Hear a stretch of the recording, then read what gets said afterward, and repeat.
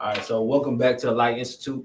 It's your boy K.Sloan, and I'm here with two gentlemen that Coach Z, who is a leader in the community. He's a trainer. He's also a probation officer, and he has his young son with him that's going through the recruiting process. Today, we're gonna add a lot of value in regards to clearing up some questions that you guys may have. Give you guys an opportunity for some live Q&A. Be able to let people know what's really going on out here in this world of recruiting. Be able to eliminate some of that cloud, some of that darkness that's kind of surrounding all of this, because navigating that process could be confusing if you don't quite know what to be doing. But the Light Institute is really aimed at developing mindset, on developing leadership within our community, and also developing career ascension, because athletes and all people need to be able to take their lives to the next level from wherever they at with what they have. Our shout out to our sponsors. We got I Train You, Building the Complete Athlete. We got 254 The Heist, the sports podcast. Shout out to them for the location and everything like that. Coach Doc, what's up? We got Connecting Communities for Growth, 4G, doing great things in the community, continuing to add value. And then, yeah, you got us here, man. So we'll go ahead and take this. Boom, boom, boom. All right. Crazy. All right.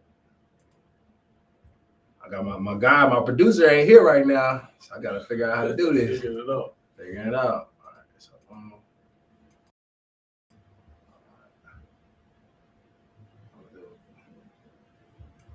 not doing this yet. there we go. Boom. Get on it. You gotta teach me one day. All right, so we got the chat open. Brother, glad to have you here. Yes, sir. Young brother, glad to have you here. So y'all go ahead and introduce yourselves, let the people know who y'all are. My name's Z. Everybody knows me as Coach Z. Owner, operator, all gas, no brakes. My name's KJ. There you go. Made up a few words. There you go. And this is a great opportunity too. I love having kids out here because this is good PR training. We talk about that, man. Because as an athlete, you're gonna get interviewed. You're a great athlete. They're gonna get you. So they're gonna have you answering questions. And what we're gonna do today is we're gonna talk a little bit about just this whole process in general, right? Mm-hmm. So kind of diving into it, I'll give a little bit of backstory on me. I played college ball at Montana State. I was recruited out of Harker Heights High School, where we won a grand total of 3 games my whole career there. And I ended up getting a Division I offer, which is why I really believe in what I put in this book. Brand new author, blessed to have received an offer from. You guys go cop that book. You can reach out to me directly or get that on Amazon. But I put on there a lot of things that I was able to use to be able to navigate the recruiting process myself. And then also ended up being a recruiting coordinator at OPSU. So that kind of gave me some background and understanding, what basics need to be done, even though that was NAIA, what basics need to be done for student athletes to just get in the door. Right. You know what I'm saying? So, kind of going into that, give a little bit of backstory on where you coming from, Coach, because I know you told me a little bit about your story, but let's refresh the people on what qualifies you to have this conversation. Well, me, man, I'm like you. I come from a small school, and then we kind of changed the culture in the school that I went to. Right. Prior to that, I remember times we played every game we played was a homecoming game. Yeah. Just getting smashed. So we came out, my recruiting class, we came out with a whole new mentality. We came out we from here. This is what we gonna do. We're gonna be dogs. Right. We used to be dogs, DOGS, and now we dogs, DAWGS. Yeah. So we're gonna dog it out. And I think it's just like you said, you got to be a student athlete first. Absolutely. So thinking back, to my high school career, I was one of those guys that only played 1 year varsity. I was a JV superstar. I was on, freshman B team, freshman A team, sophomore A team, sophomore B team. I was one of those guys that was what they would call a late bloomer. Right. But I always had that passion and to do better with my athleticism and to go play college football. That was my goal. That was my dream, play college football. So me coming off my senior year with 1 year varsity, hands down dominating the field. First team, all everything. And when it came down to the recruiting process, I wasn't one of those guys that, and some of your athletes might know, during the season, coaches are going to be coming and giving you letters, giving this guy a letter, this guy a letter, this guy a letter. I was one of those guys who was literally dominating my field, but I wasn't getting any letters. Yeah. I'm like, man, so what's going on? So I kind of took that as an internal pusher for myself, and I would play harder the next week. Come out at study hall because it's study hall every morning. Mhm. Come to study hall, still no letters. Okay, Right. this week I had 3 sacks, still no letters. This week I got 4 sacks, still no letters. So I was watching all those elements and those aspects of my peers getting letters. Notre Dame, Iowa, Louisiana Lafayette, Nebraska, like they was getting letters all the time, and I wasn't getting those. Right. So I could have, if I felt like at that point it was 2 ways I could have went. I could have went to shut it down, like what, it's all for nothing, or I can just grind harder. Right. But with my upbringing, it was just I only know how to work. That's it. My mother taught me how to work. That's it. Your mama taught you that. My mama taught me how to work. Your mama taught you that. Y'all heard that. Y'all heard that. So we just worked and worked and worked. And I remember my last game. I remember I was sitting on the field and almost in tears because I had so much fun. Yeah. My varsity year, like it was super fun.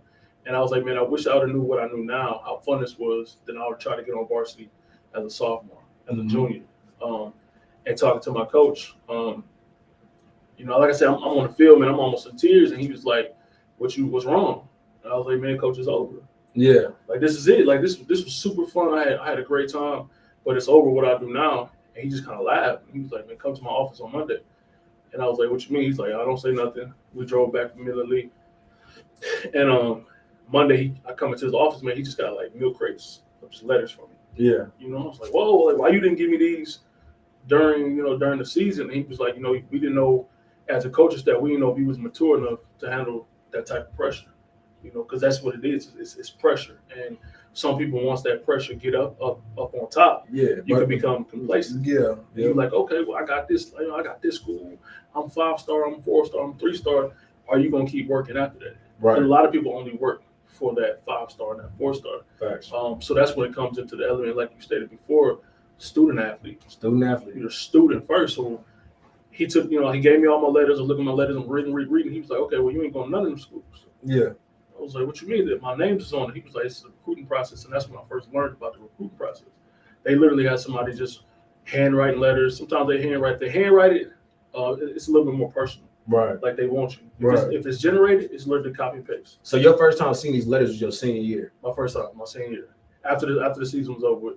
And he said, well, because you don't have the grades, he was like, you're going to go to junior college. Right. I'm like, what is junior college? Right. I don't know what that is. Miseducation. You didn't have it. I didn't have it. Nobody told me about it. You missed that. And like I said, I was one of those dynamic athletes, but I was kind of a knucklehead. Right. They didn't really want to take time for it. Right. They was going to use me for my ability, use me for my skills. Yeah. But after the lights go down, okay, let's hopefully he don't come over here bothering us. Yeah. You was a dog on the field and a dog off the field. I was all through and through. And then I ended up going to junior college, and that was like an eye opener. Yeah. That opened like. Which one? I went to Kilgore Junior College. Kilgore. I'm a Rangers. Shout out to the shout out to that conference. Yeah, shout out to Cisco. Okay, Cisco. We man, coming from here, you a dog. Everybody know who you are. You walk around, you sign autographs in high school, and you go to junior college, and you out there with everybody's a dog. Everybody dog. And I'm a big proponent for pushing. If you're gonna get an opportunity to play junior college, and that person is saying that organization is saying that you have the potential to play Division I. Right. Because once you go JUCO, everybody in JUCO is Division I personnel. Yeah. Every single person. Like you might have your walk-ons here and there, but practice is going to be like a game. And the mental element of it, you're going to play in front of maybe. I mean, my lowest people I played in front of was like 11. Yeah. We look up and this is. I mean, you could hear it wasn't cell phones back then, but you could hear people talking, having conversations while you're in the middle of the game. No, real talk. Real talk. I went from no traffic out there. Ain't no traffic. Yeah, ain't nobody out there like I mean, you went to Cisco, so they was having funerals across the street. Real talk. Like one day we were having a game and they had a funeral across the street. We was like, we playing right now. That's so real. That's definitely how it goes. Yeah. So that was different. Then I went from playing in front of 11, 12 people to playing Division I at Middle Tennessee. Right. And we was playing at Tennessee 110,000. Right. LSU 91,000. House packed. Man, rocking. And you're when you got that much noise, you got that much. It's kind of like you realize how big you are, how small how big you are in this world. Yeah, because you're standing on the field, yeah, and there's so much going on. It's so loud. Like you got TV timeouts, you got media person. There's so much going on. You're just realizing like I'm here to play football. Yeah. Like I'm really here to play football. But it was just a grind to get to that Division I element. It's a grind. And what I do, with my organization, what I try to do is the grind. Yeah. And I let them know, like, hey, man, where are you trying to accomplish? What are you trying to achieve with your athletic success? Whether it's football, baseball, basketball, whether it's sports, you let your body open up doors for you for after your sport. Right. Because it's going to be after your sport. Going to be after your sport. That's big too. And I think that's what's so powerful about your brand, about what you're doing, and about some different people in the area I've noticed that's being able to cultivate the entire athlete. Right. That's what I respect more about leaders. Is leaders that lead the entire athlete, parents that worry about the entire athlete, the person behind the pass. But then you got your son right here, right? So your son, tell everybody, what school you going to and what sports you playing and how that's going for you. I'm going to SC Lee Junior High in Copper Scope, Texas. I'm playing football, basketball, and track. That's all, really. Nice. And with that being said, your son, how old are you, sir? I'm 13. 13. So, okay, this podcast is going to be special for y'all because we're going to give y'all some different perspectives. So we're going from your 13, 14-year-old middle school type kids. We're going to talk a little bit of 9th to 10th grade. We're going to talk about 11th to 12th grade in regards to what y'all need to be thinking about in preparation and the type of questions that you should be asking yourself and being able to answer. So talking about that a little bit, man, like, Coach, you deal with some of these kids in the youth sports right now. And your son, he just kind of got out of that space. He's now in the middle school sports, moving on to high school soon.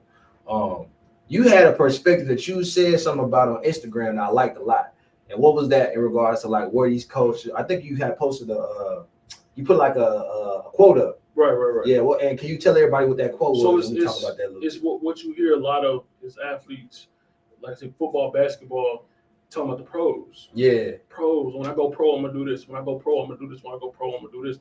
And my thing is, like we were speaking about before, about the expectations. Mm-hmm. Your expectation is to go pro. Yeah. And like I tell my son all the time, do you know how many jobs there are in the professional ranks? Right. Like, you want to be a quarterback, you want to be a professional quarterback. Tom Brady's still playing. Yeah. Aaron Rodgers is still playing. Yeah. You got, all these people that are still playing. There's only a certain amount of jobs. How about we work on and focus on the tangible things, which is what we can accomplish. Exactly. So if I'm a 7th and an 8th grader, my goals should be to try to make varsity as a sophomore. Yeah. If I'm in 5th and 6th grade, my goals is try to be a dominant player on the field. Absolutely. And you're going to want to be that 5th grade, 6th grade, 7th grade, 8th grade, 9th grade, 10th and 11th grade, 12th grade. Now, like you said, once you get into 10th, 11th, and 12th, just depending on what type of athlete you develop into and your team, because it's going to take a team for you to get to where you want to go. Right.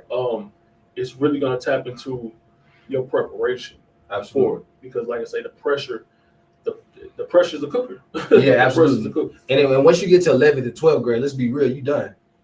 You no longer have a chance to go to those big schools. If you have the aspirations of going to the pros, I'm not gonna say you're done, but you are no longer in the prime age to be able to prepare yourself and go to the Division I school that's gonna take you to the pros, or go to the Floridas, or go to the Vanderbilts, and go to because this is what people not understanding. And I really want to get on here and talk about this. It's more so about the foundation that you build with the tangible goals, right? Right. I think it's like those parents out here that's making it to where it's like, okay, my son is 12, 11. Let me take him to Dallas. Let me take him to Houston. Let me take him to San Antonio to get more exposure. Right. You should be focused more on the grades your son is making or your daughter is making. If your son or daughter is failing their classes, right? And they can't pass 8th grade, 7th grade, and y'all like going to summer school, y'all constantly trying, you should focus more on that. Right. Because what's going to happen is, in a sport, let's speak on football. Yeah.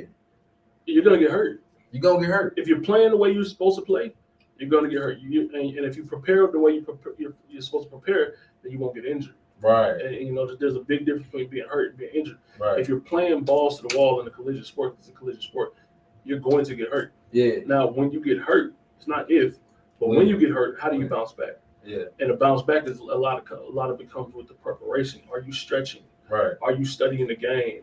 And I tell my athletes all the time, the the stronger you get, the faster you get, the slower the game gets.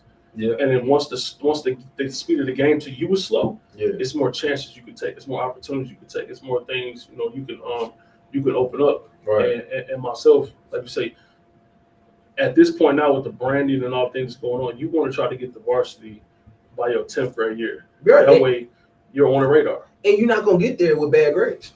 No. And you're not gonna get there with a poor character.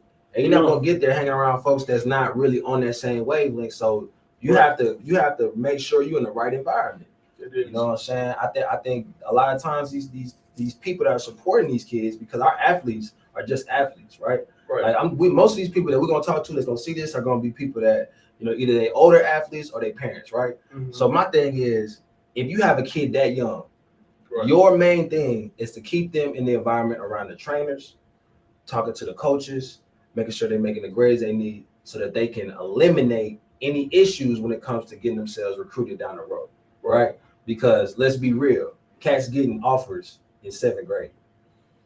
And what is that turning into though? Was it turning? Was it good? When they getting them offers, are they turning into monsters, or are they complacent? Oh, I got an offer now.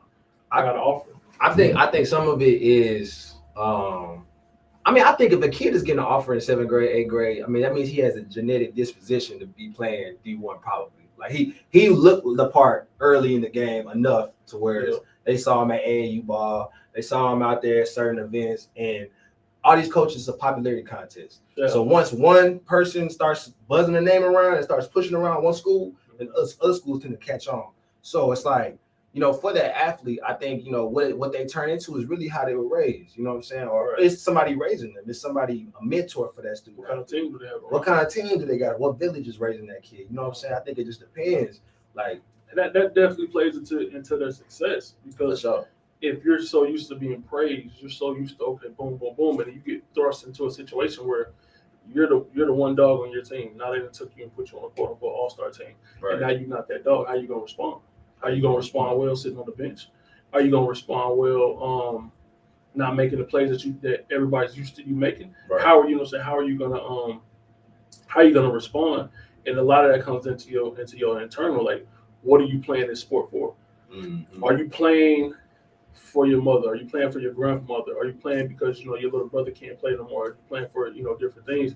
And you'll notice a lot of times the ones that do make it to the pro level or to the Division I level, they're playing for something different. They got something else to it. It's something else to it. And I hear them all the time. Oh, I'm gonna take my son to this camp. I'm gonna take my daughter to this camp so they can get exposure. Yeah. If they're not ready, then they're gonna get exposed. Man, talk about that. So that's a money grab. That's a money grab. If you're not ready, you're gonna get exposed. And that's when at that point they just taking your cash. And that's what it is, for a few years, man, I scouted for the AFL. Yeah. And we would show up and we would say, okay, this is what we're gonna do. And we were looking at guys trying to make the professional ranks that can't even run the ladder. Man. We're looking at guys, trying to make the professional ranks who can't read as a quarterback, you can't read a defense. Yeah. Offensive lineman, you can't even get in a proper stance. Right. Defensive line, your whole stance is a 4-point. Like, and 4-point stances, like I explained to athletes the other day, 4-point stances are stances that your coaches put you in because they can't put you in a 3-point. Right. They don't know how to disposition you. They don't know how to put your balance. Right. And if you don't have a foundation, if you don't have a foundation, you don't have a proper core, you can't get in a proper 3-point stance. You can't get a proper 3-point stance, and that takes away so many moves on the defensive side that you can do. Right. And I'm looking at 9th graders and 10th graders who are coming out of 2-point stances. Yeah. And my first question is, like, how much do you power play? How much do you hang claim? And they're like, oh, well, this is like, so how are you in a 2-point stance? You got to deal with a guy in high school, 280, 290. If he's a gym rat, if he's a gym guy, like my guys, like my guy Barrett. If you get in front of Barrett at a 2-point stance, Barrett gonna bury you. That's what we talk. That's what we teach. You get in front of Jaden Chapman in a 2-point stance, and you not benching what he benches, that he's gonna bury you. That's what we teach. Right. So it's just about always being the best athlete that we can be every single play, and just the training aspect of it, though. And you get a lot of people saying, "Oh, I'm a trainer." Okay, well, train me. Teach me from the root up. Right. Teach me, if you're a trainer, what body part are you training? What element of my game are you training? What are you really doing? Or are you just working out? Right. Because if you're just working out, then that's completely something different. That's something different. And I think another part of that too is the relationship that you build with your athletes, right? Right. Because when you're talking about these kids that are being trained by these trainers, a lot of times we gotta look at, I've always heard, who is your teacher, right? When you want to go somewhere, you need to look at your teacher and see what your teacher has done. Where has your teacher been? Right. A lot of times your teacher can only take you as far as they've been. You know what I'm saying? So a lot of people need to be analyzing who these people they leaving their kids with, paying all this money to cultivate, their athlete. It's like, you got to be training with people that's going to take you where you want to go. So that's why, it's really important, for the kids at that age, younger, before you get into high school, to build the foundations is what I'm getting from you. Yeah. To build that foundation. That's what I believe too, man. It's like you got so many kids that have no fundamentals, they have no character, they have no accountability within their life. But they fast or they could jump though. And that's cool. That's cool. But there's so many people that fall in that category. You are not separating yourself, and do not tell me you're going to USC if that's all you got. If you a one-trick pony, ain't nobody gonna really, you know what I'm saying? We don't. That's not what people are putting $50,000 into. One-trick ponies are not getting fast guys. If you not 10 flat, 9 in track and play football, you're not getting no Division I offer, bro. You better have some skill. You know what I'm saying? You better have some technique. And again, like you say with those, I mean, your grades count.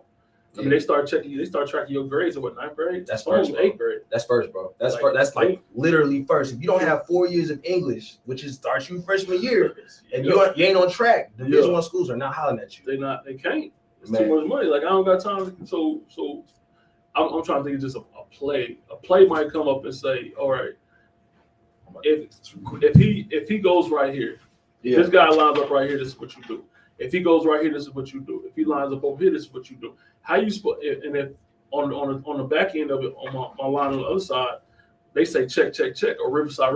Yeah. How do we how are you gonna respond to that? Right. And it's like, if you can't even wake up to go to class, then you can't do it. If you can't manage your time to have, get your workout in, your practice in, your film time in, your studies in, your study hall in, and talk to your mama and have a social life, then how do I expect you to be successful? Because at this D1 level, it is a microscope on you. Man, it's crazy too. It's a microscope. Yeah. Like, everything you do, you gotta pay attention, because some people looking at you for the good. Yeah. And some people looking at you for the bad. Right. All eyes on you. Either way. You can't be getting recruited by a Big 12 and just think, okay, I'm about to throw on Rutgers shirt and go to Burger King. Nah. That ain't that's not how it works. And I think that's something that people need to understand, is that you are an investment, right? Like, you have to see yourself as an asset, and that's the change in mindset that I think everybody needs to have. Athletes, parents, coaches, see these athletes as an asset. Your son right now is an asset. When he gets into high school, immediately people are going to start to put a value number and evaluate his ability to produce in the classroom, produce on the field, and be a great person. They're going to put a number on that. Right. You know what I'm saying? So when you're talking about the number of the game, I'm going to break that down here after we kind of cover like the basics. So the NCAA Eligibility Center, right? Mm-hmm. There's so many student athletes that are not in that. Like, I don't understand it. Why it's not like a freshman year requirement, but there's so many student athletes that's not in that, and they don't have the minimum, like, high weight, got your GPA in there, you got your transcripts going in there. They don't have those things done, and it's keeping them from getting recruited. How much does it cost? Bro, it's like $50, like $50 to $100. Now the thing is, if you qualify for like free lunch or something like that, you get it for free, get away. Right. But I mean, is it not worth investing in your son $50 to $100 versus taking them to a camp for $150? They go that invest word though. You know what I'm saying? That investment, are they? I mean, I don't want to tap into financial literacy, but that's what it is. Like, you know what I'm saying? Not saying this my son, let's say he's an investment, but it's like he's got goals and aspirations. That's what he want to do. Yeah. And you can ask him. We never have a conversation about him going pro. Yeah. I always talk about varsity. Like, varsity, this is what you're going freshman year, varsity, because his aspirations are his. His aspirations are mine. Like, I played my ball. Yeah. I did what I had to do. Yeah. You're not putting your insecurities on your son. No, I don't have that. Because that cat's out here doing that. I don't have that pride and that ego, you know what I'm saying? But it's like, it's your money. You know what I'm saying? That's your money. But like I say, you're wanting to act. You have expectations for this athlete to do something, but he physically can't. That's what you gotta understand. Like the people, when you come from here, there's no big major camps here in Central Texas. Nah. Well, there's none, right? So all of them want you to drive down the street 2 or 3 hours, stay in a hotel, eat good, and you finna go out here with playing against kids that have trainers. Like we're literally training your core. We're training you how to bend. We're teaching you the verbiage. We're teaching you the terminology.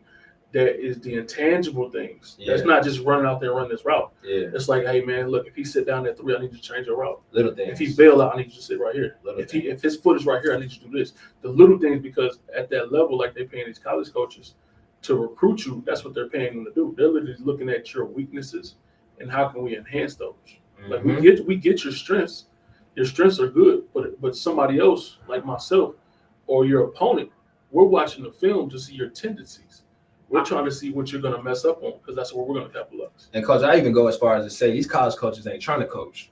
You know what I'm saying? Some of them, let's be real. Be real. Some of them trying to bring you in a ready-made product. Right. They want as ready-made of a product as possible so they can use you for 2 years and get a level up job.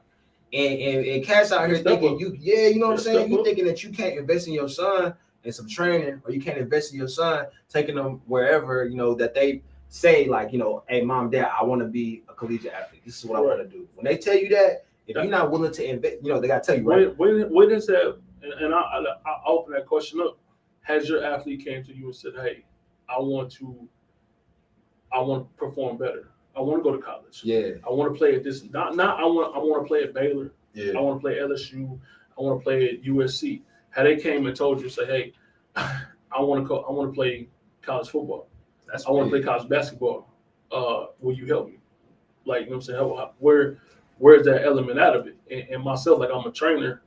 And I got 3 kids, but it's like I waited for them to come and tell me. Like I literally got into training because my son, he doesn't remember when I was still playing ball. I used to pull him up the hill on a tire. He thought it was fun. And that was a way for me to still, you know what I'm saying, be around my build a relationship with your kids. But at the same time, I'm still training because I still got to pay these bills. That's your life. That's my livelihood. So I waited until he came to me and was like, humble. You know what I'm saying? We called the pitch. You know what I'm saying? Humble came. He was like, all right, teach me. And I was like, okay, bet. Yeah. And it just so happened his breakout year, his success that he's seeing now comes from work. Yeah, like people don't see the work that we did. I mean, groundwork was laid. The groundwork is continuing to be laid, but people don't see like the difficulty it is for upper level athlete having kids. Yeah, because it's like you don't want them to only see you as, oh, I can only talk to my dad or my mom about sports. Right. Like, you know, you want to talk to them about different elements and different aspects, because then you got to still have that like I'm coach, but I'm dad. You know what I'm saying? Like I'm coach, but I'm mom. Right. You know, you got to have that element. And I think sometimes moms that have little boys playing football, like they want them to make it so bad. Yeah. That sometimes they'll put their athlete in a not, I won't say a bad situation, not the best situation. Yeah. Because they truly don't know. They don't know. And I think that's something that's important, to be able to have that open dialogue with your son or your daughter. You know what I'm saying? Having that open dialogue about, is this really what you want? You know what I'm saying? If your kid doing sports in any capacity, in really anything they doing, you should ask them repeatedly, right? Repeatedly, like, hey, is this still what you want to do? Yeah. Because you only gonna have resent in your heart as an adult when you put money into something that the kid don't want. You know what I'm saying? Because he's not gonna care. He's not gonna care. You over here calling him soft. You know what I'm saying? You got people out here calling him soft when in reality he might not be soft. He's just not driven. Like this ain't him. Yeah, that ain't him. This ain't him. And if he's not that, then make sure you find out earlier versus later. So have the conversation with your kids and make sure it's a hard conversation. Because some people want it real bad. Yeah. Like, you know what I'm saying? You a big time Cowboy fan. You know what I'm saying? You have aspirations of seeing your son play left tackle because he's bigger than I don't know what. Yeah. But bro, not like that. Like, bro, he's not that. Like, just accept it. Except if he tells you, believe him and allow your son to become whatever he's supposed to become. You know what I'm saying? Build the man up. Like, you're gonna get you're gonna get flack. You know what I'm saying? You're gonna get flack. You're gonna get it because I remember when COVID hit. You know what I'm saying? When COVID hit, I looked at it like, okay, my son, he's a decent athlete. Yeah. I'm a trainer. I know exactly what I'm doing. So I took COVID as an opportunity to kind of push. I was like, bet, this is what you're gonna do. I'm talking about what was it, 2, 3 o'clock in the morning? 2, 3 o'clock in the morning. I'm calling him like, hey, grinding. Go get these weights in. And then we would go days without talking, just mad. He just eating, just mad. And I had to sit down and tell him, I said, look, you gonna hate me now. You're not gonna like what I'm doing right now. I'm telling you, but I'm watching. If you just listen to me and you trust me, you're gonna shock this whole community. Yeah. You're gonna tear it out. My dad did the same thing. Out the frame. And then he was like, whatever. And it was just that constant flack, you know what I'm saying, that me and him had, but I had to be like, you know what, I see this what he wants. Yeah. So I gotta step out of this realm and step into this realm and listen to him. Mm-hmm. And I know he doesn't know, he knows what he wants, he doesn't know how to get there. So I gotta show him how to get there. Yeah. And if I gotta take that heat and take that flack, that's cool, because at the end of the day he gonna love it. He gonna love it. And he came out this year and just Cass was like, yo, who is this dude? And I was like, man, while y'all was chilling playing video games and hanging out, this man was working. This man stayed working. And that's the thing when they come into 9th grade, 10th grade. Even like now, I see so many people talking about, oh, it's summertime, it's time to work. What you mean? No, it should have been working. Like we've been at it since December. Too late. You're too late. You too late, because I'm guaranteed you step in front of I'm gonna say one of my guys, man, he's trying to smash you. That's what he's taught to do. Man, and I feel like that's critical to understand, is that's the type of work that it takes. You know what I'm saying? I had no summers where I was just chilling. My entire youth, high school, I never had a summer, even college. I never was just chilling all summer. When Cass was going to Disney World, Cass was going, trips to wherever they was going, I was working. And the thing is, it's not that you shouldn't enjoy fun. You just have to understand what it takes, understand where you at. Like where these student athletes are at and where they have to be, there's a gap, right? Yeah. Your genetic disposition, whether your height, your weight, your speed, what God gave you, and where you want to go, you have to identify that gap as a parent, as an athlete, and you got to be able to fill that gap. Because if you don't, then you got to just say those dreams are not really going to come true for you, because you're not willing to put that work in to get to that point. But like, even so, doubling back, bro, going back to like what we were saying about like the NCAA Eligibility Center, I just really want people to understand that you need to get your student athlete in that as soon as possible.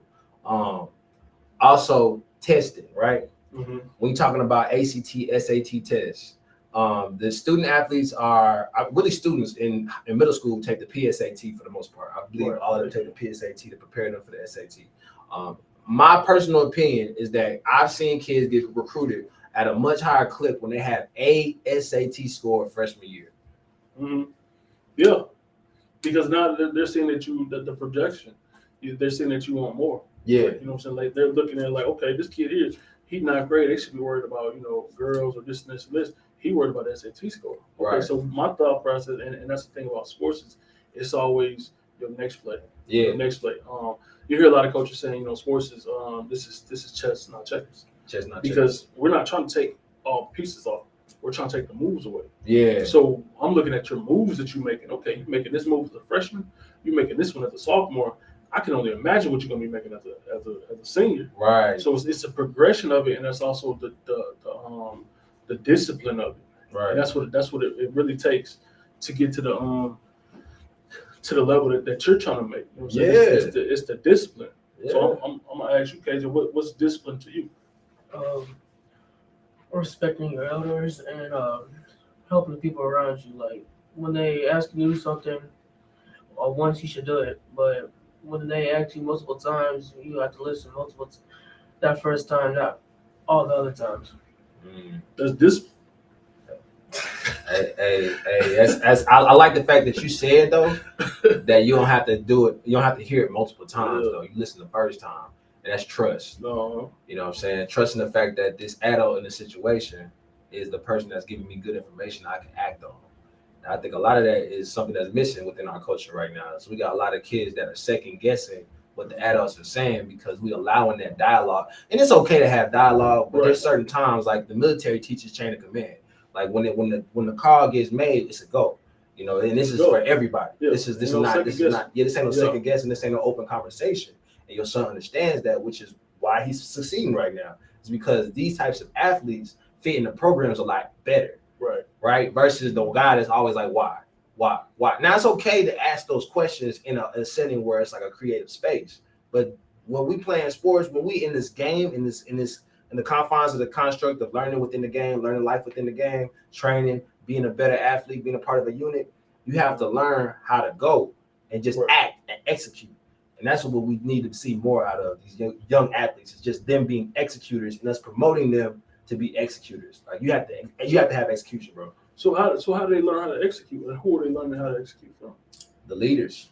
The leaders have to hold the ones they lead accountable.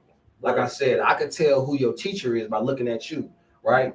Just vice versa. If you want to be somewhere, you need to look at your teacher and see how your teacher is conducting business. If your teacher is not the type of person that's, able to execute and go handle business and isn't doing the things and living the lifestyle that you think you want your son to live or you want your daughter to live, then maybe y'all need to look for another master teacher, look for another coach. Yeah, that's you know what I'm saying? Go a different direction with it. So what about loyalty? Can you be loyal to who you loyal to? You loyal to your kids. You're supposed to be. You loyal to your kids. These coaches, we're not loyal to these coaches like that. I mean, we love them for what they do for us. Right. But at the point when somebody shows you who they are, you believe them. You should. You got to. Yeah, you should. You got to. I don't see any reason why I'm gonna be operating in a way of like, oh, well, I'm gonna stick with this person no matter what. But I'm seeing that my student athlete not growing. A plus. Like I'm looking at it like if I put my son on a team, and you as a coach, I'm gonna trust you as a coach. Yeah. So I put my son on a team, and then you like, okay, well, he can't do this, so I'm gonna put him over here. I'm like, okay, you got him over there. I'm gonna watch how you develop him. Who you have around him? What is he doing? And did I just pay $300-$400 for him to be on the team?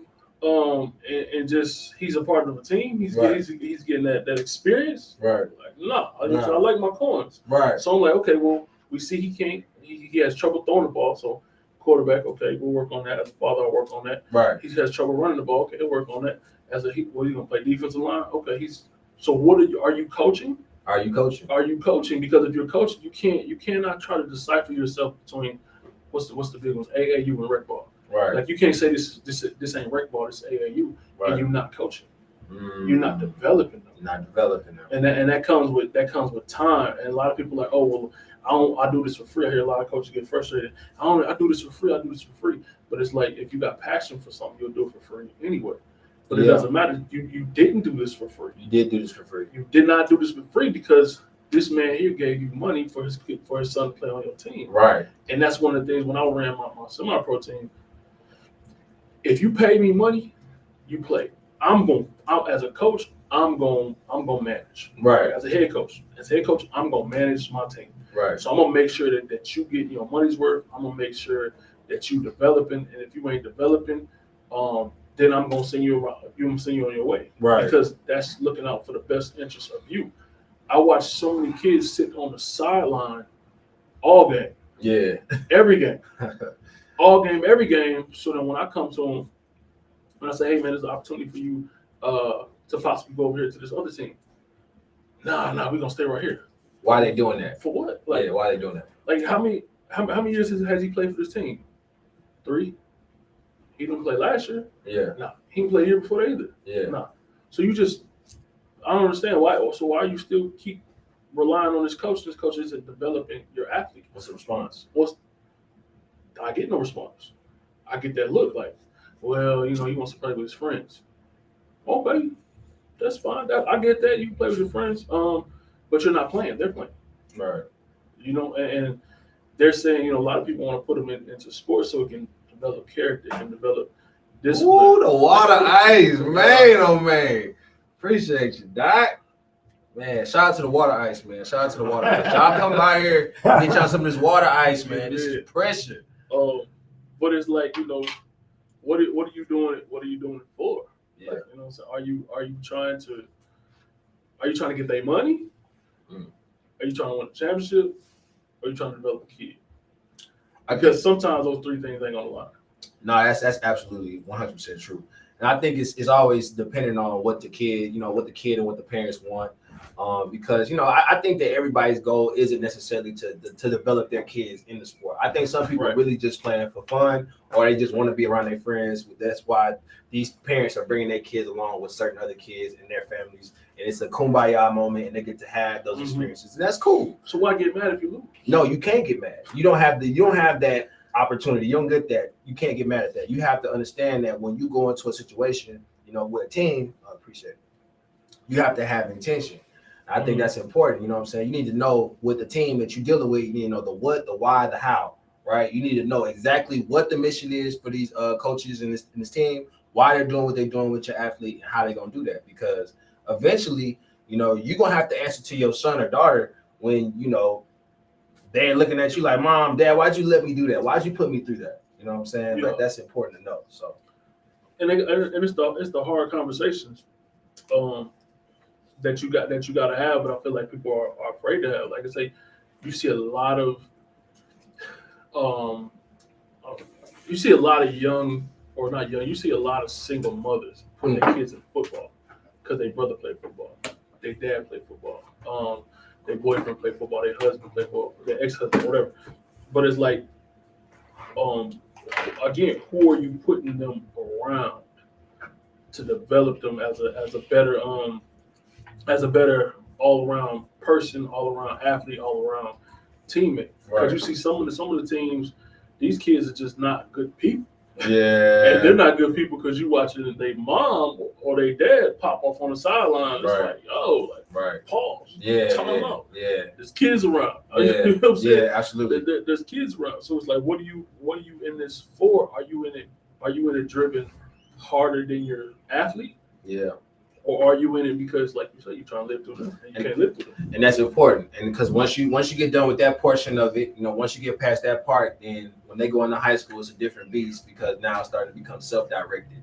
And once things become self-directed, then now it's my job to get myself recruited when you're talking about the recruiting process.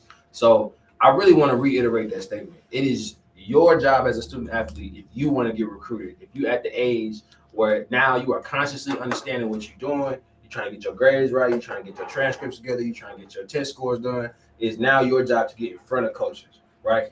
I've always been told, that it's not about, going to finding coaches, it's more so about making it easy to find you, right? Because at the end of the day, great athletes are great athletes and they will be found. Diamonds in the rough are found all the time. You got guys like Cooper Kupp, who, coming out, he had 0 stars, went to Eastern Washington, and now he's one of the best receivers in the NFL. So I think it's very important for people to understand, you have to cover the basics. You have to make the bottom higher. Like you have to make sure that when people think about the worst thing about you as an athlete, right? Because you have to see yourself as a marketer too. The worst thing about you as an athlete, it has to be things like, man, maybe I wish he was a little bit taller. Maybe I wish, he was a little bit faster. You can't, there's some of those things like God just didn't bless you with. But it can't be that your grades are not there. Grades got to be there, and then you got to understand what your value is to that team. So if you're if you're a junior and you play running back, right, and you got University of Miami looking at you, and Miami got 3 sophomores, they got 3 sophomores and 2 freshmen, and you play your same position. Why is Miami even on your board? Right. And that's the thing about going to these camps. It's like ask this question. This is what I encourage every parent to ask this question. If you get a call or you get an email, you get a letter from a coach saying, come to this camp. Right. Ask him that hard question. And that hard question is, where's my son on your board? And a lot of them won't ask that question because they don't want to hear that hard answer. Hey, what's that question one more time so they can remember? Where is my athlete at? I'm talking basketball too. Yeah. Where is my athlete at on your board? If they can't answer that, then that's a money grab. Yeah, it's a money grab. If they can't tell you the intangibles, even the small things about your athlete, then keep your coins and wait. Keep your coins or invest your coins into getting your athlete more exposure. And the best way to get your athlete exposure is his performance on the field. And I want to add to that. So I'm glad you said that about keeping your coins because, there's 3 different categories of camps. I really want to get into this. So when you talk about these categories of camps, right, you got local camps. So you got local camps where, people in the area put on a camp. Everybody comes out. Everybody gets their work in. They get to see the combine, those type of drills, things like that. They go through and get that work, right? That's what those camps are for. Then you got the other type of camp, which is the mega camps. These are like the big showcases. So you got, they market it to where we're going to have 50 different colleges there from D1 down to D3. And then they'll have all these coaches out there, and they'll be out there evaluating your student athlete is what they sell it on. But you have to understand something about that. Those situations, a lot of those coaches that are out there, they already know who they're going out there to see. They called them. They called them. They called them. So they emailed them. So they're there for those athletes, and they don't have the time to search through 500 athletes to look for your son. So that's just important to know. So then, boom, you got the mega camps, and then you got the traditional college camps, where you got the TCU camps, you got the Baylor camps, you got the Notre Dame camps, and these camps are a little more intimate. But it could be essentially the same as the mega camp if you have not communicated with the coaches. Right. So coaches want athletes to reach out. They want to know height and weight. They want to know what school you go to. They want to know if you got your transcripts ready. You want to know if you got your GPA where it needs to be. They want to know your test scores. Before you go to any camp, you should have sent that to a position coach that recruits your area, that is able to be found on the team homepage. You go to the team homepage, you go find the coaches, and you go send an email. You got a text message number. You got whatever you need. Send that to them, and they will respect the fact that you did that before you came, and they may reach out to you. But I wanted to add that to what you were saying, because a lot of times when you don't go through the steps and understand, then you waste your money. They took money from you now at that point. And again, I always call it that hard question, because to me, like, my son a dog. Yeah. But to you, he like, oh, well, he can do this, he can do this, he can do yada yada. So if I call you and say, hey, yeah, man, I got your email, thank you for the invite, and where's he at on your board? And your conversation is, oh, well, just bring him out, let me check him out. Me going where I played, I'm gonna be like, nah, I'm cool. Yeah, I'm good, because you know you pay attention to him. I was a what's called computer generated. You just found out whatever it was, plug my name in and send it to me. Right. You got my $300 for this 2 hours, for this 3 hours, and you're gonna keep pushing. And again, there's ways around that hard question that you don't want to answer, and that's just put that investment into your athlete. Pay for that training. Yeah. Pay for that nutritionist. Pay for that weight trainer. Right. And a lot of them are so reliant on the high school coach. And stop doing that. Stop doing that. Stop doing that. I think it's only one. I could be wrong, but I think it's only one certified strength and conditioning coach in Killeen, in Copper Cove area, and that's at Harker Heights. I could be wrong. Hey, shout out to Coach Brock. Yeah, I think Coach Brock is the only one that's legit, like, in their building. Now, don't get me wrong, coaches out there, they're doing what they can. They remember how they worked out when they was in high school. Yeah. They're on YouTube. No knock on them. That's just the reality of it. But you can't if you have better aspirations for your son to go to get recruited from LSU or BYU or Florida State, you can't rely on this man over here, because he don't know the other intricacies to it. And not only just that, even the greatest coaches that got all their accreditations will tell you that your student athlete need to go get some extra work. Especially when you're talking about getting to that next level, because again, we keep saying the same I word, man. This is an investment. Like, you are an investment as a student athlete. When you walk into a campus, man, they want to know that you're ready to go. You train to go. I don't want to be over coaching athletes when I'm a college coach. Oh, okay. I don't have the time. I gotta recruit. I can't sleep. I'm cutting up film. I'm making sure I'm analyzing. I'm getting my players ready. We're not trying to do all that work to coach your son. Your son need to show up ready. And this is the reality that people need to come to, is that you got to start early and often in regards to investing in your son when they show you that they want this. When they say they want this, it's time to go. It's time to go. Like, hey, the window's only. I know our prime time is going to be from you being 13 to about you being 16. Because if you're not getting no offers after that, hey, now we're looking at, I'm going to have to spend some money, because we could talk the athletic money versus the academic money a little bit. Yeah. So when we talk that, athletic money is gold in NCAA, right? So when you talk about Division I is the only division that's going to offer you a full scholarship. Anybody else say they offering you is not a full scholarship. It's potentially a partial scholarship, right? We know that. And then Division II is going to be where you start to get into the equivalency scholarship, excuse me. Mm-hmm. So with those are the combination scholarships, right? where they'll have like 10 scholarships for the team, and they'll divide those scholarships up. 12 people, yeah. Between 12, you know what I'm saying? They'll make it work. They'll make it work, but they always combine it with academic money. Right. So when you're talking about somebody that's a little undersized, a little bit on the intangibles aren't necessarily a strong point, they just hard workers. Mm-hmm. You need academic money to be able to get your school and pay for it. School's expensive, y'all. This is an investment. I keep telling y'all got to make sure that you covering the bases, get your grades right first, so that you are now making yourself marketable to these colleges, so you get in somewhere and play. And at the same time, you got to be realistic. I mean, if you might be a great cornerback, you might be an awesome cornerback, but if you're an awesome cornerback at 5'6", you gotta have some more intangibles for the Big 12s, for the SECs to come get you, because these receivers are 6'4", 6'5". 6'4", 6'5". So it's like, set your, and I get it, like you want to set your standard high, you want to set your goal high, but you also got to set them realistic goals.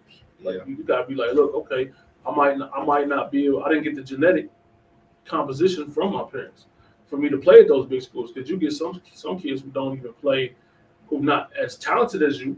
However, their genetics is gonna get them looked at faster than you. Oh, real talk. That's it. Like, You have nothing that you can do about that. You can only work.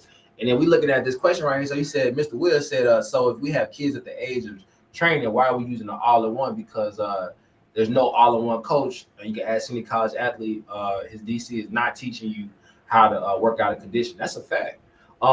There is no all-in-one coach. Everybody has expertise. I mean, you got to really be able to analyze what's the expertise of your coach. Again, we talking about who's your teacher, right? If you going to somebody that's your football coach, he's your high school coach, he obviously understands X's and O's very well. But he's extremely out of shape and he does not know how to do a squat. Then don't be sitting there listening to all of his ideas about how to squat and how to build muscle and all that stuff. Like, you need to go find a real trainer that can help you develop that, because you have to have a village, right? You have to have a village. You can't rely on one coach. One coach ain't gonna be able to do it. Yeah, you get that, but one coach ain't gonna be able to do it. That's correct. Because why do we rely on all in one though? Because people talk that good game though. You know, we emotional spenders. People talk that good game to us. They be like, I could do this, and I could do this, and I could do this. Right. But the reality of it is, like, we gotta really analyze, man, the people that, you know, we are allowing our kids, like we said before, to be in the care of, because everybody's not able to do everything. That's 100. I like that statement. No, we have specialists for sure. And you know, I think we can kind of pivot a little bit into like yeah, they don't want to go D2. Why they don't want to go D2? They don't want to go D3. Why? Because it's not on TV. But I mean, I'm gonna say, because like I said, I've been there. If you can ball, you gonna ball, and they'll find you. They're gonna find you. But then what a lot of people, I don't think people really look at, is if you get a kid that's been playing high level sports, high level competitive sports since he was 8 years old, by the time he's 18, he's 10 years in already. Yeah. He's 10 years in already. So then once you get him, his body is not going to be able to hold up. Yeah. It's not going to be able to hold up. It's going to break down. Little things. And so people are like, oh man, he just made it. Why is he not doing it? Because he's broke down. That body is not going to be able to. Yeah. And that's why it doesn't make sense not to see yourself as a cash producing asset, as an athlete. Again, I keep saying it because I think it's a shift that we need in athletics. We need to shift our mindset behind just putting value on what our body's going to do. Because like you just said, Coach, it's going to break down, right? We put that work in. The concussions is a bigger issue now than it ever has been in youth sports. Mamas don't even want to let their kids go out there. And the reason is, I mean, it's not like it's far-fetched. We weren't necessarily built to do this to our bodies. But the thing is, what we're doing with our bodies could become a vehicle to be able to take us where we want to go. So these kids not wanting to go D2, as my man's is saying, is the fact they don't understand that they're an asset once they're in college. Once you in college and you actually getting this thing paid for, and you got some academic money combined with some athletic money, you build it together, and you only got about $2,000 come out of pocket. Do you understand that some people got $60,000 in student loan debt? They can't even buy houses. Like, y'all gotta tell this to your kids though. You gotta keep it real with your kid and be like, hey, look, I know you only got D2 offers. I know you distressed about that and things like that, but you have an opportunity to go in there and change the trajectory of your lifestyle. Like, it's gonna get you up out this city. It's gonna get you up out of wherever you at. And I think that's something that, it's a culture shift. We always worry about TV time and all that, but it's more so about the opportunity to go and learn something, grow, be around good people, network. That's what college is about. College it's great, but can they handle that though? Can they handle it? Can they handle that? So can you handle if somebody asks you, say you walk out your dorm room and somebody asks you, your shoe is untied, and you think you just gonna go down and to tie your shoe, and they ask you, what's the problem at home? What's going on with your roommate? Why you flunking math class? Is that why your shoe is untied? And that's kind of fetch, but that's what they do as a Division I athlete. You're under a microscope, and you have so much pressure on you, and we're putting all these pressure. Like I always say, we're watching college football, but what we're not differentiating between is these people that we are watching are 19 years old. Yeah. 20 years old. Yeah. Like these kids are 19 and they're 20 years old, and they're thrust upon to play Division I. That's going to make this organization billions of dollars. Yeah. Billions of dollars. And then you got, you're the best athlete from your neighborhood. And you're out there, so you got to put on for your neighborhood, you got to put on for your family, you got to put on for the organization, you got to put on for the university, you got to put on for your possible, all these things. How many kids are mentally ready for that? But I feel like even in that situation right there, that's when the mental health starts to decline, right? Right. When you start to really harness that, and let's say you get injured, or let's say there's a player that was recruited that was better than you, and you have to sit a little bit, and you got to put on for this, and you got to do for them, and then if it's not about you first, then there's a problem. Yeah. The athlete has to first understand that me being a collegiate athlete is most beneficial for me first. And if it's no longer that, then I have to transition to something else. Next man up. Next man, that's okay. We gotta stop putting all our value in the fact that we out there producing on the field. I think once you release yourself of the anxieties of being an athlete, then you're a better athlete. The best athletes really don't think that much. That's what people don't understand. It's not a thinking process when you're an athlete. It's not an over analysis of how we doing things. When you out there on the field, you playing. When you a quarterback and you out there, it's 1st and 10. You know the situation. You know where you're going with the ball. You go make the play. That's it. It's not about all that over anxiety and all that. Mama think I should do this. Once we create that for the kids, then now it's no longer about the game, and it's about all kind of other stuff. And then when I get hurt, my world comes down. Right? That's what happened. I place my value in my ability to play this game, and that's ridiculous. I did it. I've done it. I've been there. Yeah, I've been there too, man. We talked about that. That depression and all that stuff. Yeah. Listen to that. I think about one of my good friends, man. He played at University of New Mexico, and I remember it was me, him, and another one of my college, my high school teammates. And you gotta understand, the high school I went to, we set the bar for what's in Conference Cove right now. Right. We set the bar. Prior to my year, Conference Cove was like whatever. And on one team, I think we had, well, let me say this. Out of 21 starters. What year was this? This was 98. So out of 20, was it 11, 22? Out of 22 starters, 19 of us went Division I.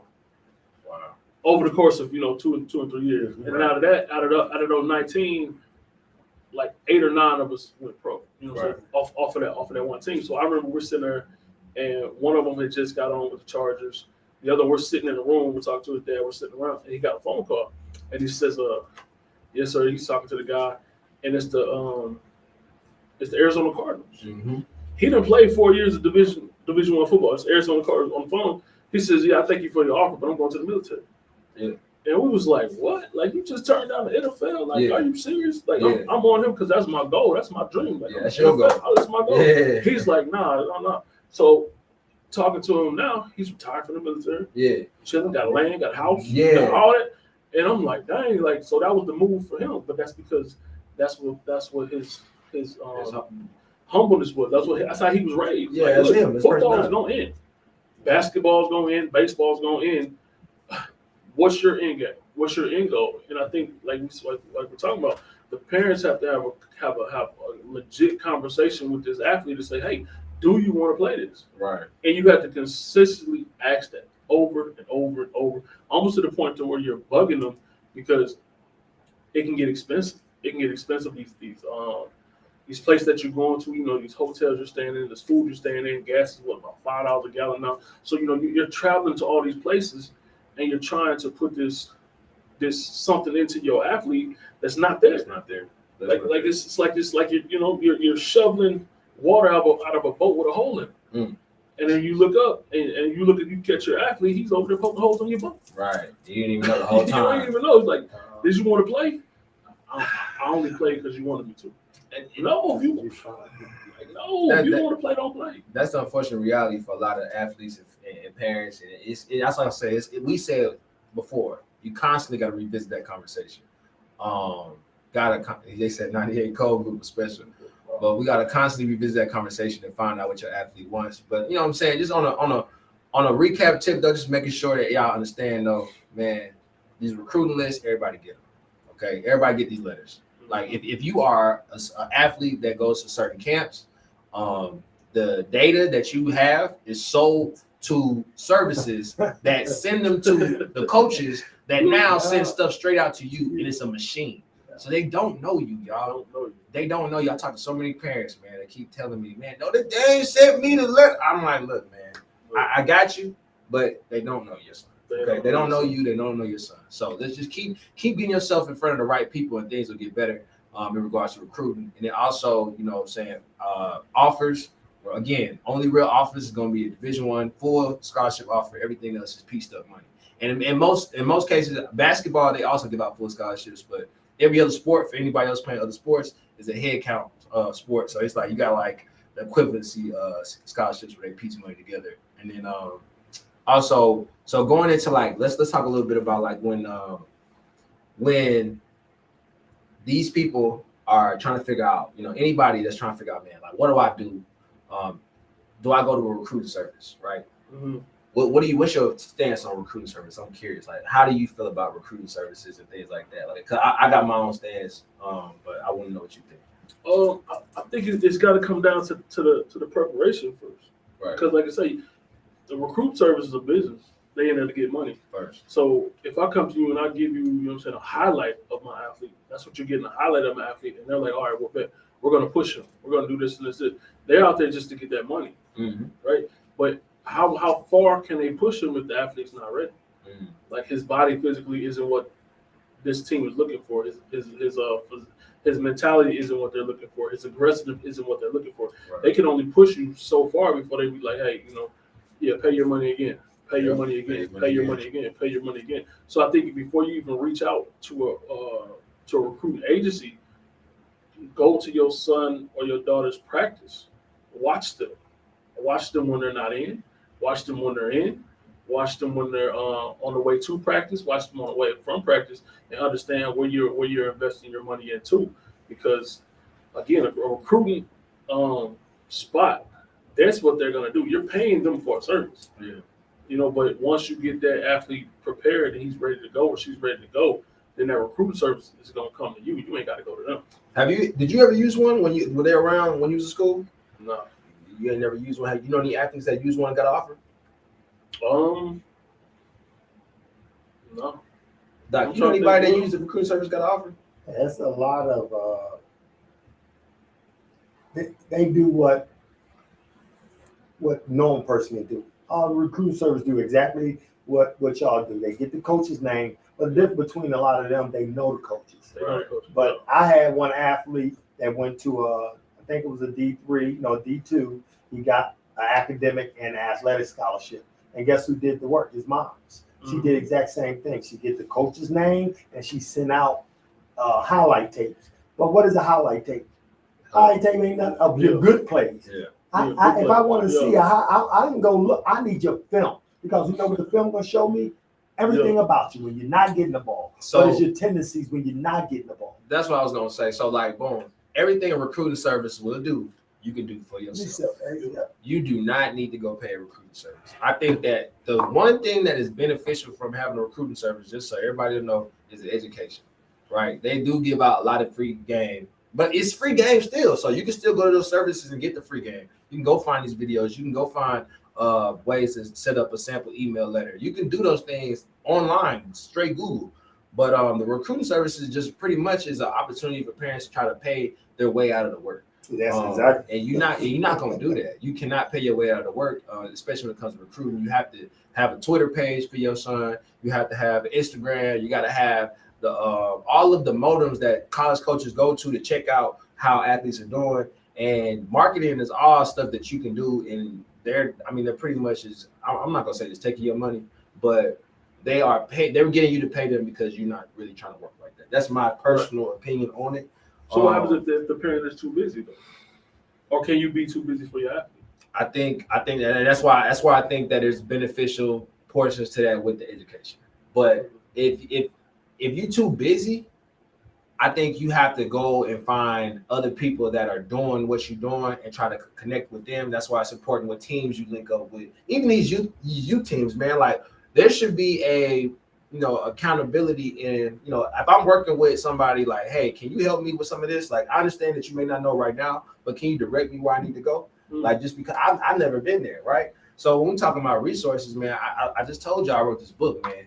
I wrote this book, blessed to have received an offer from, like, and it's not like a plug. I didn't write the book just to write the book. I wrote the book because I really believe that this is information that if you compile stuff together, usually people can find it easier. Like, we have to help to each other. Like, this is not something that's just common. I told y'all already, we had multiple athletes we talked to that don't have NCAA ID numbers at junior year.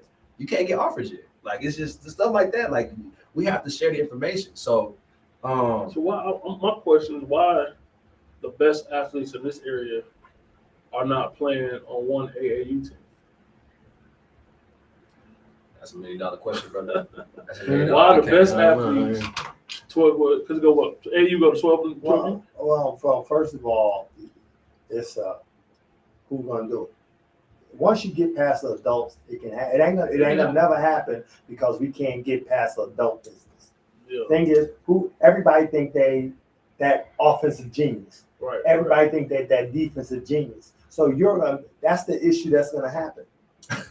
So nigga said that's a great question. Yeah, but that's the issue. Once you get past the adult, you can get down to it. But you're not gonna because this area. Mm-hmm. Everybody think this is the best team really don't have the best coaches. Think about it.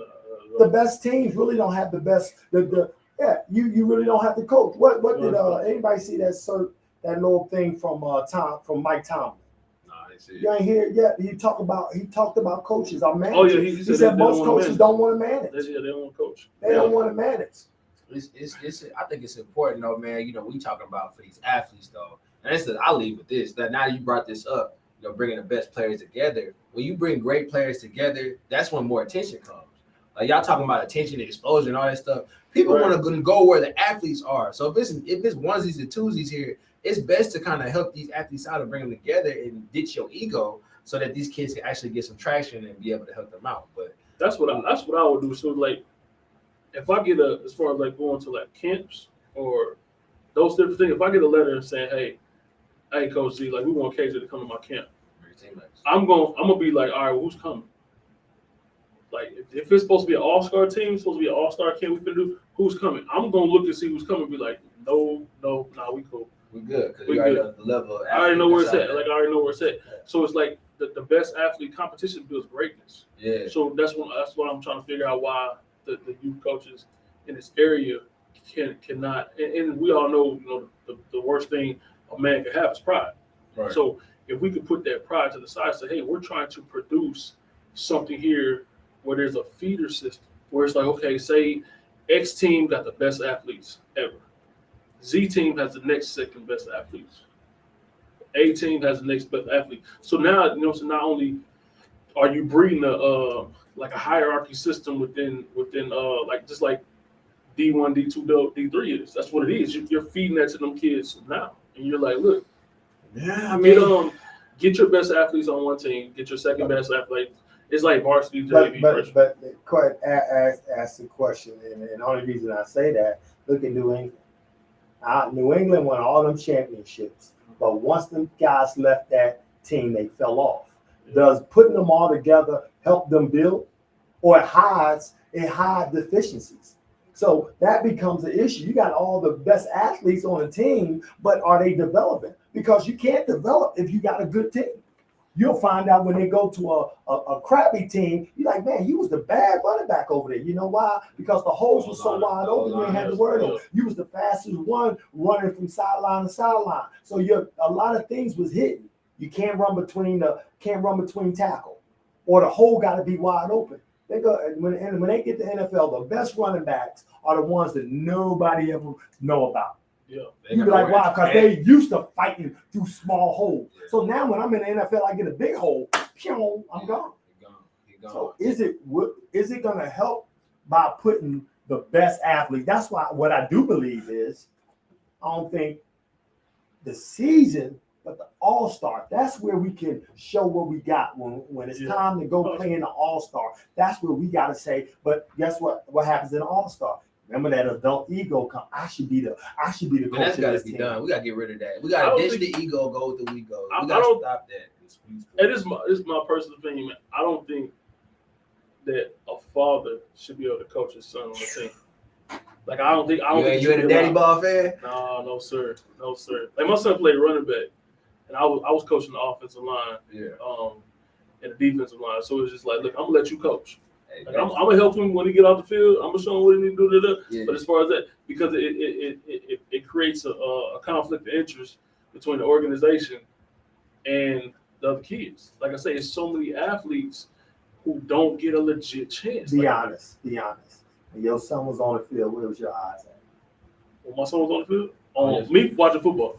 But because of who he was, like shit, he was everywhere. So it was. But because your son was on the field, where's your eyes at? I'm telling you from a father that coached his son.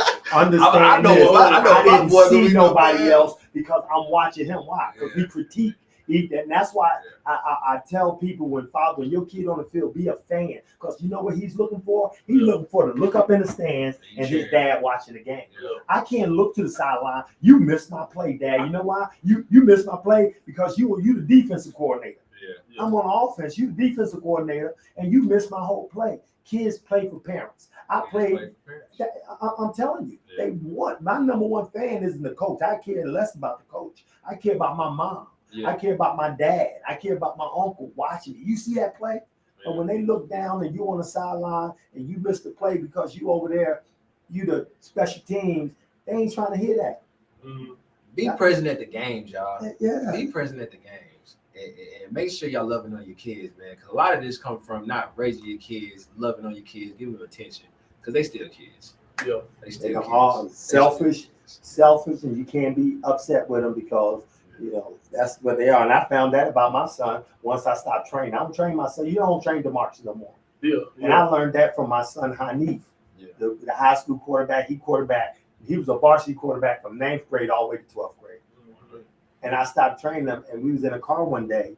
And normally when we get in the car and I train him, doing him, he got a little attitude. Why? Because he mad at the coach. Yeah. Well, who you think? The trainer. Yeah, who you think the trainer is? Yeah, sure. He mad at Dad. I'm the trainer. So once I stopped, I got a lot of feedback. And he told me, he said, you know something? He said, when you stopped training me, you became my dad. Mm-hmm. And I was able to talk to you. Yeah. It's hard to talk to you when you just made me do all these suicides. Yeah. And now you want to get in the car and you want to ask me questions. I'm pissed at coach right now. Exactly. So I ain't trying to deal with that. Exactly. Yeah, it's real, man. It's a blurred line. When you talk about daddy ball, it's a blurred line. But I think it's important, man. We are at the end of the day, we trying to figure out ways to best help these kids, man. Again, that's what it all needs to come down to. Everything that we talked about today is in the effort to be able to educate you guys and arm you guys with the tools that you're gonna need to be able to navigate this process. If y'all got any questions, anything like that, y'all can reach out to my Instagram. I got @BeALightLeader, and I also have I Am Free Juice on Instagram, and then I also have my Be a Light podcast page where you guys can go on YouTube to see some different content. And then Coach, want to plug in your information? Oh yeah, I'm on Instagram at Zamunda1 at ZUMUNDA. And then on Facebook, it's Coach Z. Yeah. And if you're in the Collegiate, Central Texas area, we over here. I train you right now. Come by, get your kid right, man. Make sure you take an investment in what your kid got going on. If your kid wants to take it to the next level, then make sure that you actually are doing everything that you can to be able to get them there. Hey, this is the Light Institute, and we out. Yes, sir. There you go.